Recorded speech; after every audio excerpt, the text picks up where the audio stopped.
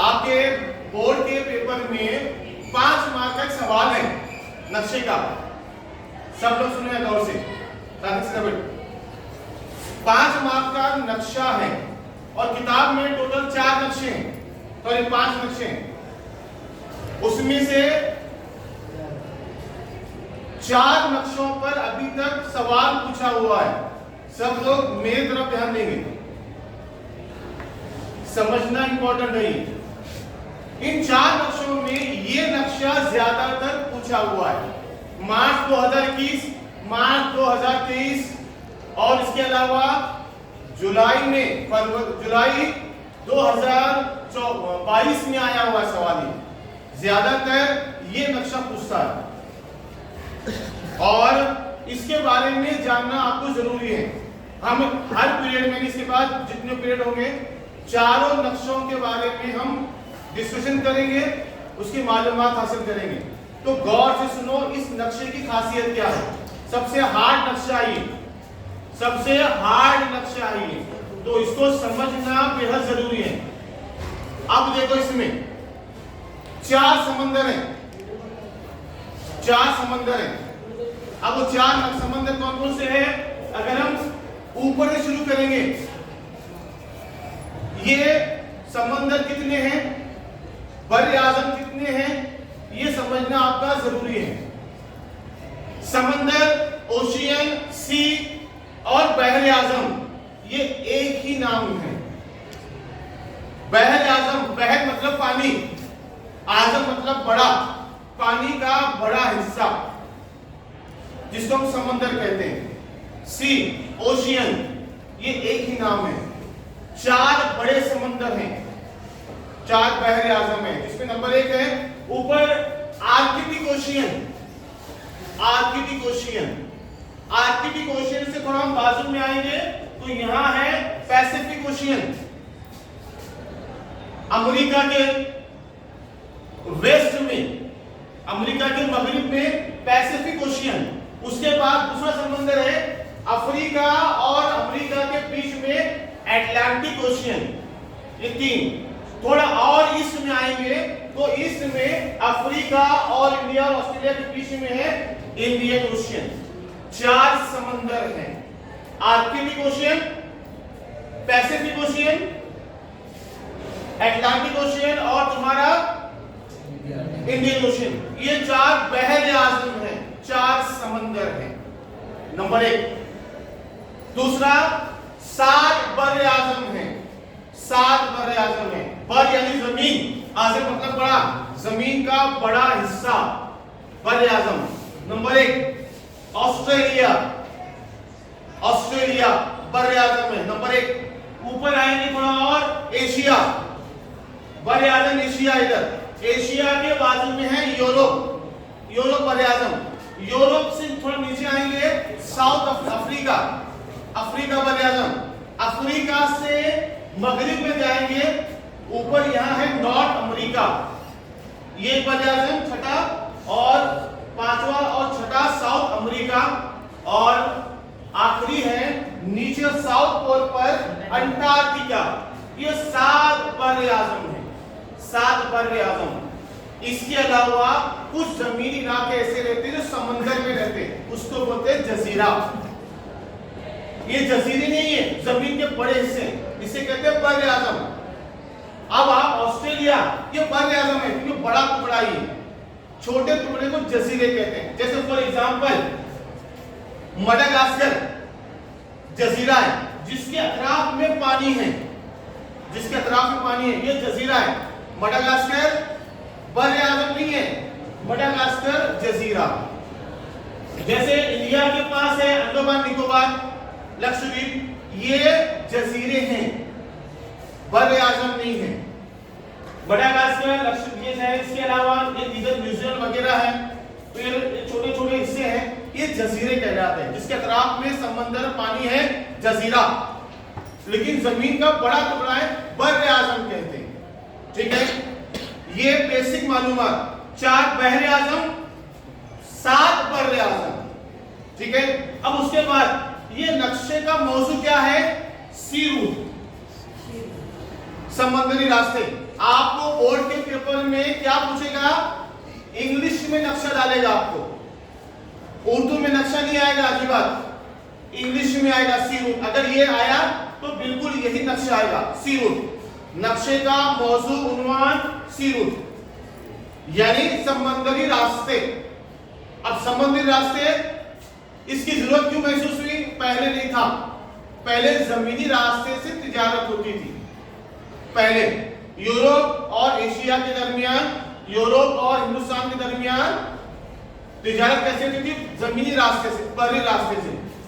Europe के लोग Asia में आते थे जमीनी रास्ते से। अब हुआ क्या प्रॉब्लम, 1453 में तुर्कों ने कुस्तुंतनिया यहां आता है इस तरफ। कुस्तुंतनिया वो शहर है जो बरे आजम एशिया और यूरोप को जोड़ता है, और उसी रास्ते से तिजारत होती थी, बर्री रास्ते से। तो क्या हुआ, तुर्कों ने उस पर कब्जा कर लिया और वो रास्ता बंद कर दिया। अब तिजारत बंद हो गई, एशिया में आना और हिंदुस्तान में आना बंद हुआ, तो इसीलिए यूरोपियन लोगों को, अक़वाम को नया रास्ता तलाश करना पड़ा। अब नया रास्ता जमीन तो बंद हुआ, नया रास्ता समंदरी पानी का, वो निकले यहां से 1453 के बाद। 1453 के बाद निकले स्पेन, पुर्तगाल, इंग्लैंड, ये ऐसे मुल्क हैं जिन्होंने बहरी मुहिमात को बढ़ावा दिया। स्पेन, पुर्तगाल, इंग्लैंड के ऐसे लोग हैं जिन्होंने बहरी मुहिमात को बढ़ावा दिया। उन्हें हिंदुस्तान आना था, एशिया आना था, रास्ता तो बंद हुआ, नया रास्ता तलाश करना है। तो ये नक्शा जो है, ये पूरा नक्शा है समंदरी रास्तों का। आपके इस नक्शे में 3-4 लोगों का जिक्र है जिन्होंने समंदरी सफर किया, रास्ते ढूंढ के निकाले। जैसे मिसाल के तौर पर कोलंबस स्पेन से निकला, ये निकला अमेरिका की तरफ गया। मतलब उसे कहा गया था कि अगर यूरोप के मगरिब की सिमत जाएंगे, यूरोप के मगरिब की सिमत जाएंगे तो हिंदुस्तान मिलेगा। तो वो यूरोप से मगरिब की सिमत गया और वो पहुंचा वेस्ट इंडीज। उसको लगा हिंदुस्तान है, लेकिन हिंदुस्तान नहीं था, तो उसने नाम दिया वेस्ट इंडीज। उसने क्या किया, उसके बाद अमेरिको वेस्पुसी वो निकला, उन्हें क्या किया, उसके आगे गया, वेस्ट इंडीज से आगे बढ़ा वो, और वो ढूंढ के निकाला अमेरिका। अमेरिका सरजमीन की खोज उसने की, उसी के नाम से, अमेरिको वेस्पुसी के नाम से अमेरिका नाम पड़ा। अब ये दो लोग फेल हुए। उसके बाद निकला Vasco D gamma. Vasco D gamma निकला 1497 में। वास्को डी गामा पुर्तगाल से निकला। उन्हें क्या करा, उन्हें सीधा नहीं गया, मगरिब में नहीं गया, वो साउथ की सिमत आया, और साउथ की सिमत आकर ये पहुंचा पहले Cape of Good Hope, Africa का जनूबी इलाका, बिल्कुल साउथ में नीचे, यहां पहुंचा वो। और यहां से वो आया इस तरफ, यहां उसे कुछ हिंदुस्तानी ताजर मिले, और उन ताजरों को लेकर, उन लोगों को लेकर वो 1498 में कालीकट पहुंचा, हिंदुस्तान की बंदरगाह कालीकट पहुंचा। यूरोप से, पुर्तगाल से निकला, साउथ अफ्रीका पहुंचा, केप ऑफ गुड होप, उसे आज कहते हैं केप टाउन, आज से केप टाउन कहते हैं। यहां से वो पहुंचे यहां पर कुछ लोगों को लेकर, यहां हिंदुस्तानी ताजिर थे, और कालीकट पहुंचा। कब पहुंचा? 1498 में। समंदरी सफर है ये, समंदरी रास्ते ढूंढ के निकाला उसने। इसके अलावा एक शख्स और है, मैगलेन, फर्डिनेंड मैगलेन। ये भी निकला, इसने दुनिया का पूरा चक्कर लगाया। कौन? Ferdinand Magellan. अगर आप देखेंगे यहां से, ये मैगलेन 1519 में निकला, अटलांटिक ओशियन से होते हुए साउथ अमेरिका आया, साउथ अमेरिका और होते हुए आगे बढ़ा, 1521 में पैसिफिक ओशियन में दाखिल हुआ, और पैसिफिक ओशियन से होते हुए ये दाखिल हुआ इस तरफ।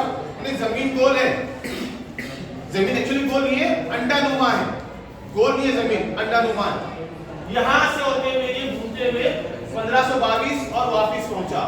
यानी मैगलेन 3 समंदरों का सफर किया उसने, अटलांटिक ओशियन, पैसिफिक ओशियन और इंडियन ओशियन। 3 समंदरों का उसने सफर किया। आर्कटिक ओशियन में नहीं गया क्योंकि आर्कटिक ओशियन हमेशा सर्द रहता, हमेशा वहां बर्फ जमी रहती है, वहां नहीं गया। 3 समंदर का सफर किया। इसके अलावा आपके बोर्ड के पेपर में जो सबसे बार जो सवाल पूछता है, नक्शे का अनुमान पूछता, सी रूट। इसके अलावा पूछता अफ्रीका के बाजू में कौन सा जजीरा है, मडागास्कर। या पूछेगा मडागास्कर किस बहरे आजम में है, सवाल पूछेगा। मडागास्कर है इंडियन ओशियन में। और पूछेगा मडागास्कर किस बहरे आजम के बाजू में, अफ्रीका के बाजू में। ये जजीरा है मडागास्कर, इसके बारे में पूछता। इसके अलावा पूछता मैक्सिको नामी मुल्क कहां है। मैक्सिको है नॉर्थ अमेरिका में। जितने कंट्री आपको दिखे हुए हैं, जैसे चाइना है, इंडिया है, कालीकत है, ये इंपॉर्टेंट है, इनको याद रखने का। क्वेश्चन पेपर को सॉल्व करने के 4 तरीके आपको आगे बताऊंगा मैं। 4 तरीके आपको पढ़ना आना, सवाल बार बार पढ़ो, बार बार पढ़ो। सवाल पढ़ने आना, सवाल को समझना, फिर जवाब को सोचना और फिर लिखना।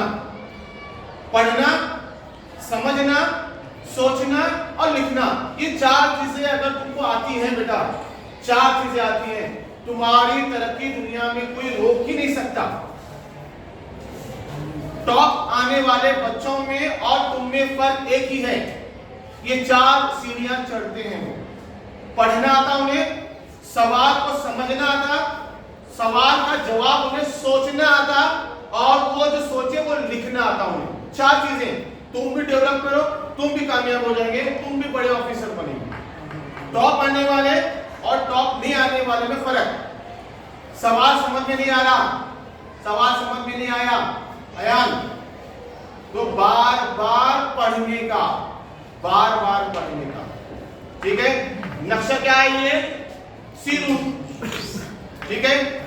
7 बहरे आजम, 4 बहरे आजम। ये नक्शा आपको बताता है किसके बारे में, समंदरी रास्तों के बारे में। जब आप ये देख रहे हैं तो आपको फर्डिनेंड मैगलेन के बारे में मालूम होना चाहिए, उसकी लाइन देखने का, कहां है मैगलेन। वास्को डी गामा की लाइन पकड़ने का। वास्को डी गामा कहां से निकला, पुर्तगाल से निकला। कब निकला, 1497 में। कब पहुंचा, 1497 में। कहां पहुंचा, हिंदुस्तान के कालीकत में पहुंचा।